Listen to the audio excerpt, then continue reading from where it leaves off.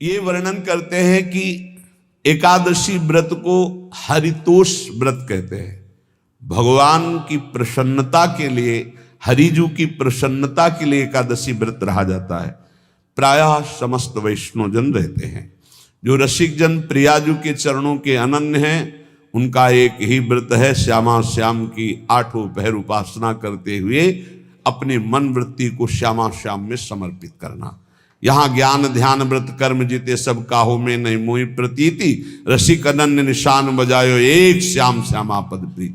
पर जो एकादशी व्रत रहते हैं परम धन्य है, वो हरितोष व्रत है। अब एकादशी व्रत का नियम क्या है और कैसे एकादशी व्रत का फल मिलता है, कई बार चर्चा हुई। बहुत सुंदर तस्मा शास्त्रम प्रमाणम थे, शास्त्र प्रमाण के अनुसार श्री सनातन मुनि बोल रहे हैं, अथ ते नियमान वच्मि व्रते ह्रस्मिन् दिनत्रये, कास्यम मानुषम मसूरान्नम चणकान को द्रवास्तथा, शाकम मधुपरान्नम च पुनर्भोजन मैथुने, दशम्याम 10 वस्तूनि वर्जयेत वैष्णवः सदा। जिसे एकादशी रहनी हो और एकादशी का फल प्राप्त करना हो, उसको ये नियम पालन करना चाहिए। अथ ते नियमान वच्मि व्रते ह्रस्मिन् दिनत्रये, उसको 3 दिन, एक तो दशमी और एक द्वादशी और फिर बीच में एकादशी, उसको 3 दिन संयम में रहना होता है, तब बीच की एकादशी का उसे फल प्राप्त होता है। जिसे एकादशी व्रत रहना हो उसका नियम है कि दशमी के दिन कांसे के पात्र का त्याग करे। वैष्णव सिद्धांत है कि कभी जिसमें मांस बना उस रसोई का भोजन न ग्रहण करे। मसूर की दाल, चना की दाल, कोदों और कोई भी शाक, शहद, दूसरों का अन्न, दोबारा भोजन और मैथुन, ये दशमी के दिन त्याग दे। एक बार दशमी के दिन भोजन करे 24 घंटे में, क्योंकि एकादशी रहना है।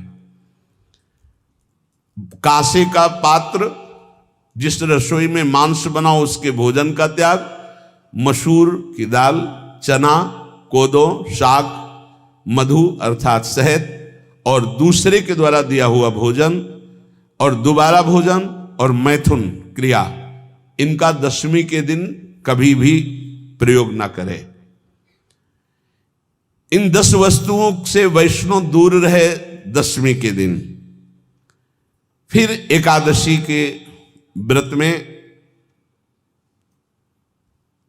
ये पीछे तो हम वर्णन कर ही चुके हैं, कहीं नहीं आया यहाँ कुटू का वो कचौड़ी पकौड़ी और सिंघाड़ा का हलवा और सावा, ये दुनिया के खीर और सब। ये एकादशी के दिन किसी भी तरह की गेम आदि क्रीड़ा ना खेले। जैसे अब आज व्रत है तो बैठे हैं अपना मोबाइल में गेम खेल रहे हैं, ऐसा कोई भी क्रीड़ा नहीं। द्वैत क्रीड़ा, किसी भी तरह का गेम, ये सब खेल नहीं। द्वैत क्रीड़ाम च निद्राम च तांबूलम दंत धावनम, परापवादम पैशून्यम स्तेयम हिंसाम तथा रतिम, कोपम हनत वाक्यम च एकादश्याम विवर्जयेत। एकादशी के दिन उपासक को चाहिए कि वो किसी भी तरह की क्रीड़ा, मनोरंजन बिल्कुल नहीं। चनिद्राम, नींद नहीं लेनी उसको, न दिन में न रात में, एकादशी व्रत। और प्रायः पुराने महापुरुषों ने ऐसा किया है।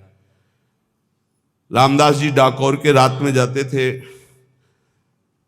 रणछोड़ भगवान के यहाँ कीर्तन करते थे जाकर, तभी तो भगवान उनके कीर्तन पर, उनकी भक्ति पर रीझ कर गाड़ी में बैठकर उनके साथ आए थे। पूरी रात जगकर कीर्तन करना, और दिन में तो सोना ही निषेध है। द्वैत क्रीड़ाम च निद्राम च तांबूलम, पान खाना निषेध है एकादशी को, बिल्कुल नहीं। जो व्रत रह रहे हैं। और दंत धावनम, वृक्ष से तोड़कर जो दतून की जाती एकादशी के दिन है। परापवादम, दूसरे की निंदा करना, चर्चा करना नहीं, अर्थात अधिकतर मौन व्रत धारण करे एकादशी के दिन। पैशून्यम, चुगली करना। स्तेयम, कोई चोरी करना। हिंसाम, वाणी से, शरीर से, मन से किसी को दुख पहुंचाना। रतिम, अर्थात भोग करना, मैथुन करना। कोपम, किसी के ऊपर गुस्सा करना। अनत वाक्यम, झूठ बोलना। एकादश्याम विवर्जयेत, एकादशी के दिन ये नहीं करना चाहिए। एकादशी को एक बार कुछ फलाहार शुद्ध, अगर आपके पास कोई व्यवस्था नहीं तो थोड़ा दूध है, जल है, ऐसे आप लेकर, या थोड़ा सा फल ले लिया, थोड़ा सा फल लेकर के प्राण पोषण, एक दिन में मर नहीं जाओगे। कितने तो निर्जला एकादशी रहते हैं, हर एकादशी निर्जला। पूज्य श्री मथुरा दास जी निर्जला ही रहते थे हर एकादशी। चलो भैया, आपकी सामर्थ्य नहीं तो जल 2-4 बार ले लो, एक बार थोड़ा सा दूध और फल ले लो, चल जाएगा काम, प्राणों का पोषण हो जाएगा। ये आचरण न करे, एक बार कुछ आहार ले ले, वो भी शुद्ध भगवद अर्पित प्रसाद। फिर द्वादशी को काश्यम, मांसम, सुराम, छौद्रम, तैलम, वितथ भाषणम, व्यायामम च प्रवासम च पुनर्भोजन मैथुने, अस्पृश्य स्पर्श मासूरे, द्वादश्याम द्वादश त्यजेत। कांस के पात्र में द्वादशी को भी भोजन न पावे। जिस रसोई में मांस बनाओ उसमें आहार न ले। किसी भी तरह का नशा द्वादशी को न करे। शहद न पाए, तेल के बने पदार्थ न पाए, मिथ्या भाषण न करे और बहुत शरीर का व्यायाम न करे, बहुत थकावट वाले कार्य न करे। दोबारा भोजन न करे, एक बार द्वादशी को भी भोजन पवित्र। मैथुन न करे, जिसका स्पर्श नहीं किया जाता ऐसे पदार्थों का स्पर्श न करे, और मसूर की दाल न खाए। द्वादशी को जो इन नियमों का पालन करता है, दशमी द्वादशी ऐसे और एकादशी ऐसे, तब उसे एकादशी व्रत का फल प्राप्त होता है। जो इस पद्धति से एकादशी, ये जो मनमानी है सब नहीं, हर पदार्थ मिल जाएगा आपको फलाहार में। हर पदार्थ हमको बताया गया कि आपको जो चाहो वो सब पदार्थ फलाहार का। अरे भाई, हरितोष व्रत है तो हरि प्रसन्नता के लिए एक दिन भूखे रहने बहुत आनंद आता है। पहले भगवत कृपा से ऐसी गंगा जल पी करके कुछ दिन, फिर कभी कभी निर्जला एकादशी का भी आनंद। बड़े संन्यास मार्ग में थे तो बड़े संयम से सब शास्त्रीय पद्धतियों का निर्वाह होता था। उपासक को चाहिए कि इन नियमों से व्रत का अनुष्ठान करे, मनमानी आचरण न करे। सबसे प्रार्थना जो एकादशी रहते हो, हरितोष व्रत इसे कहते हैं, भगवान की प्रसन्नता के लिए रहा जाता है, रहना चाहिए। जो अपनी आचार्य परंपरा में हैं, जैसे जिनका सिद्धांत है, पर रहने का सिद्धांत ये श्री सनत कुमार जी वर्णन, श्री सनक जी महाराज, ये सनत कुमार जी वर्णन की।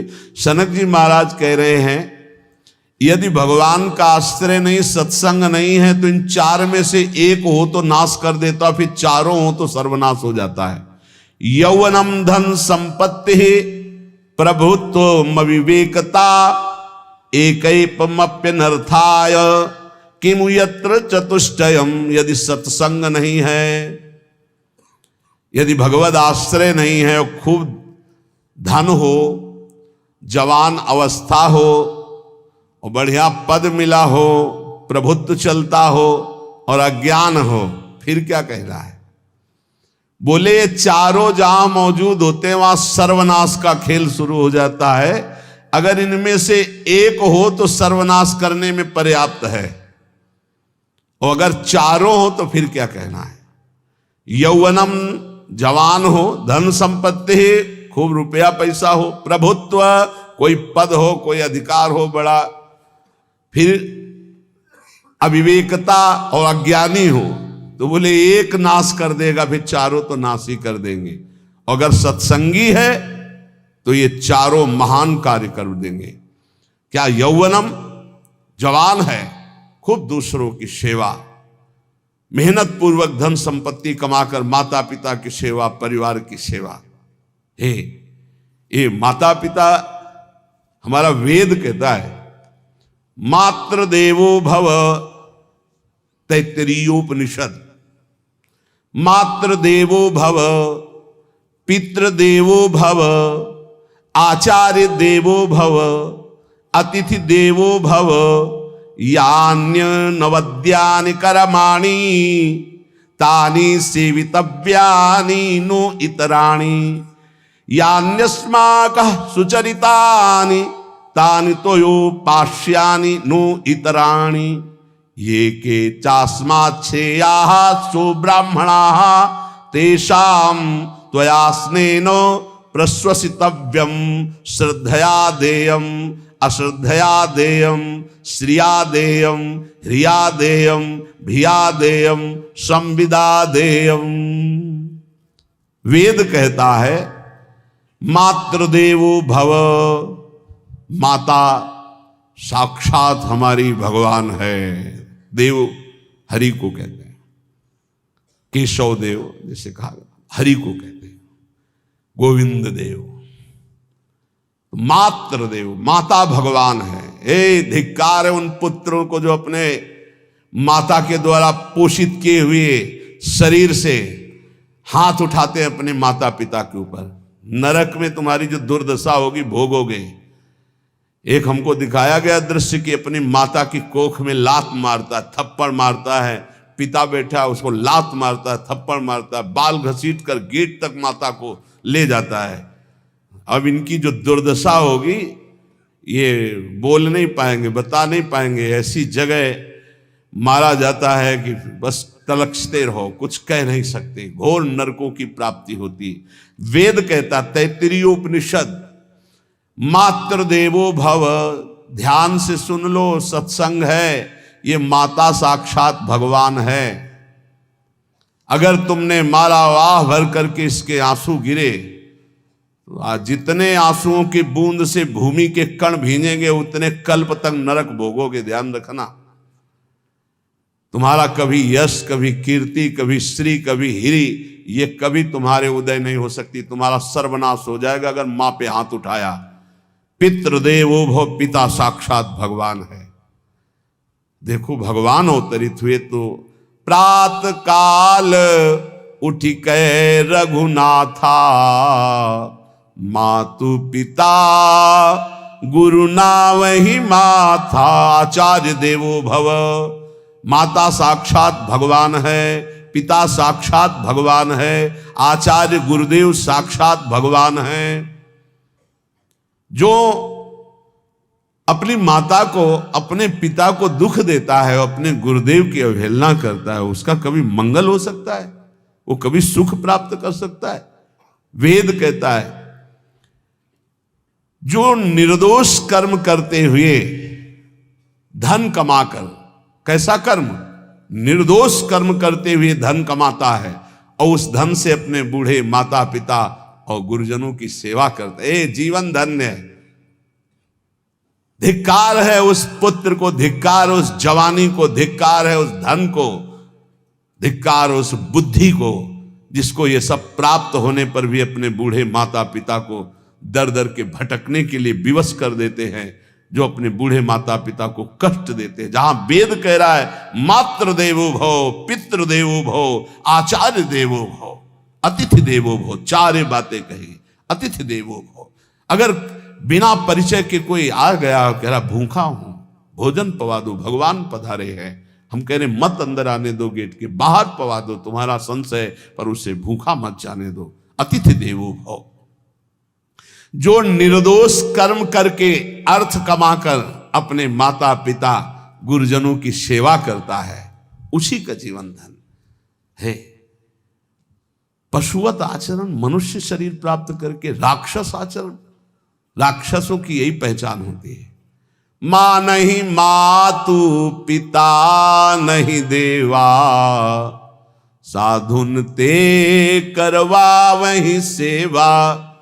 तुम्हारे जो पुण्य है ना सब भस्म हो जाएंगे, आप खिलवाड़ मत समझो। वो विरक्त है, भले तुम्हें नौजवान दिखाई दे रहा है, वो शरणागत है, जो आचार्य ने मंत्र दिया वही गुरु परंपरा से चला रहा, वही मंत्र उसमें। आप उसको बोल रहे हमारे लिए कुर्सी डालो, पैंट शर्ट पहने हो कुर्सी डाल। हाँ, आप असमर्थ हो तो हाथ जोड़कर प्रार्थना कीजिए कि बैठने में हमारी टांग टूट गई है, हम बैठ नहीं पा रहे हैं, क्या व्यवस्था हो सकती है क्या? याचना इस कोटि की। आदेश, बाबा जरा कुर्सी लाना, बाबा तो कुर्सी रख देंगे, आप उनको तुम भिक्षुक समझते हो।